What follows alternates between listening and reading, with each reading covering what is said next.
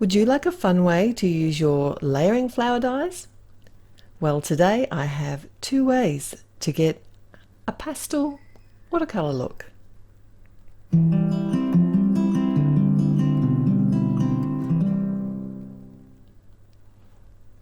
Hello and welcome. It's time for another Take Two with Therese at Altenew, and I'm creating two beautiful floral cards today. They are both crafter flower sets. Now, I was asked about a card that I had previously made and how I created such a pale pastel watercolor look, and it's not hard to do, and I'm going to show you two different ways you can do it today.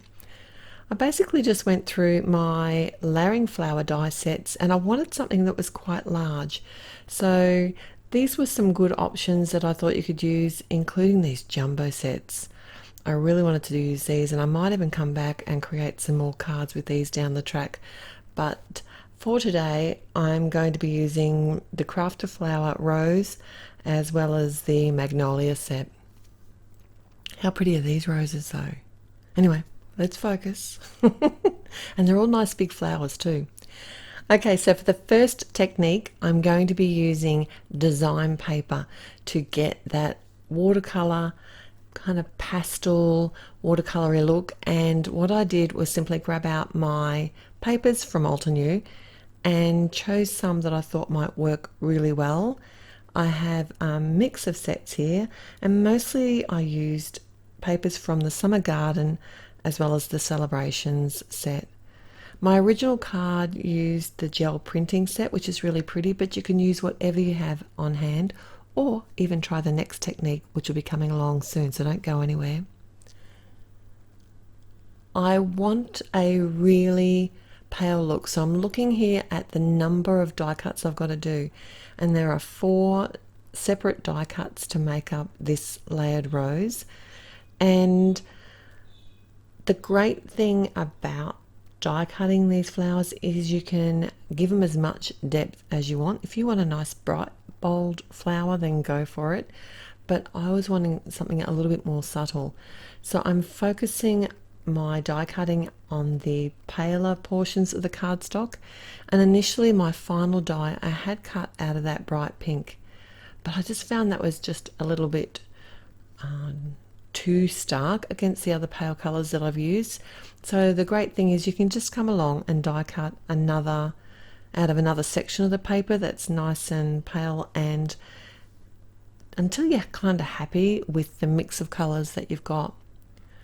So this is how I would typically create my flowers. Sometimes I get it right the first time, sometimes I've got a die cut 2 or 3 times. I pretty much just mix it up until I'm happy.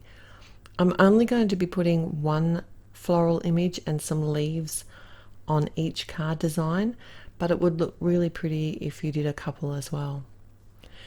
It's totally up to you.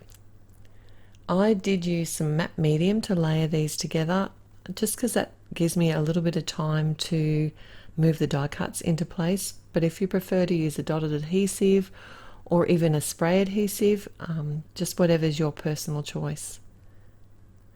And for these leaves, I did go for that sort of blue-green color, which is really pretty, and layered those up as well. Okay, I wanted to add a little bit of something to the card, so I have this, it's the Simple Frame 3D embossing folder, and I have got some 110-pound Nina cardstock here. Now the sandwich I like to use is tab 2, the embossing folder, and then only one plate, and I put this on top, and that just prevents my embossing folder from curling up. And I find this runs through my Big Shot really well, but you need to use a sandwich that works with your machine, and you will find that each machine might be slightly different. Mine's really old, so some people might even need to add a shim. I added the sentiment from the Bergenia Builder stamp set with some Obsidian black ink, and then I decided to actually cut the frame out. Now I did fussy cut this. There is a coordinating stencil, and I did toy with the idea of stenciling some gold around the frame, but I did come in instead and add some gold splatters with the ink spray, and this is a beautiful bright metallic gold. Then I could pop up the actual frame on the front of my side fold A2 card. And for my flowers, like I said, I'm just going to be using the one flower on each card today, and I want to pop up some of these leaves. So how I do that is I actually work out where I want the leaves to be that are going to be popped up, attach them with some of the dotted adhesive, and then I can come in and actually pop up the whole section of the flower and the leaves all at once. It's really easy to do. And I think this would have made a really pretty sympathy card as well. And I do like how these colours look together.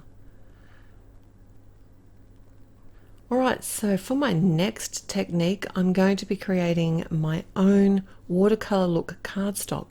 And I saw Shani do this recently. And basically I've got some Altenew alcohol inks. These are also what you use to refill your alcohol markers with.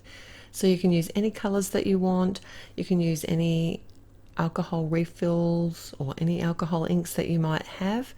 This is simply a well of clean water, and I am using 3 different colours. I've got the Vanilla Cream, Dewdrops and the Aqualicious, and I want to create some fairly pale kind of pastel-y colours, and I'm using 110 Nina cardstock. This is not any fancy cardstock at all, and Ashani was doing this on her channel recently and it just blew my mind. I thought it looked so beautiful, and I wasn't sure how it was going to dry or how it was going to look in the end, but how pretty is that?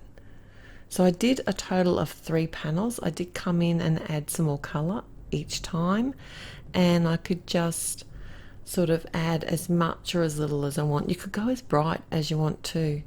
And by just dropping the paper directly onto the ink, like I did this time, I managed to get some really bright colours. Now I'm actually not going to use that bright panel today because, like I said, I am going for more pale watercolory look. So I did actually come in and create one more panel in a more sort of lighter tone here. It was really easy and fun to do, and I can't wait to try some more. I let these dry overnight and I was pretty impressed. There wasn't a lot of warping, and like I said, this is just Nina 110 pound cardstock. It's so easy.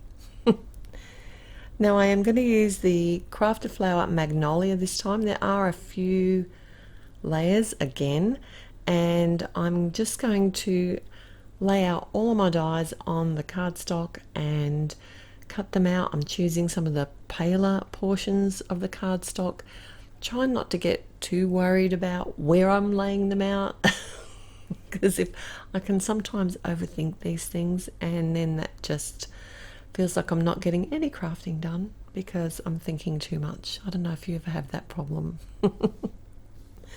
So I did use my matte medium again to layer up all the petals, but for some reason I did all the layers before I put it on the base layer, and I'm not sure why I did that.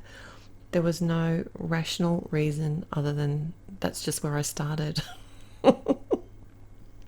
And these colours I thought were really pretty together, but it would have been nice in some pinks as well, maybe some mauves, or even in a bright colour if you prefer. I came in a second time and created some green for the leaves. I did consider using those bright colours that I already had in the teal blues, but I just thought it would have been too much of the same colour over and over. So these greens I did exactly the same with the alcohol ink, dipped it in the water, and I used Firefly and Grassed Field. So the panel I want to put on the top of my card, I've stamped the sentiment from the birthday greetings stamp set in some Obsidian ink, and then I ran that whole panel through my die cutting machine with the dotted tile debossing cover die. I did cut that down a little bit and pop that up on the front of my side fold A2 card, and then I did exactly the same thing with my flower here. I layered up some of the leaves with some foam tape, and I did actually pop one of them directly on the card front as well. I like kind of mixing it up. Oh, and the center of this flower, I already had die cut from my previous card that I made with some papers from the celebrations. No, it was the gel printing set, I think is where it came from. So I was using my scraps, which I was pretty pleased about. What I'd like to know from you is which one of these cards is your favorite. Do you like the one that I did here with the alcohol ink dipping technique, or did you prefer the one I made with the design paper? Let me know in the comments below. And if you do try this technique, don't forget to share it with us. I'd love to see what you create. I look forward to seeing you back here again real soon. Till next time. Bye.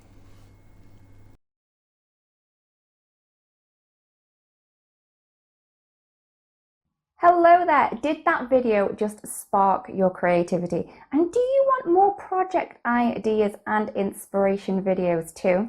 Well, if you do, please make sure that you subscribe to the Altenew YouTube channel. Also, make sure that you do click that notification bell so you don't miss a video. Thanks so much for watching. Bye bye!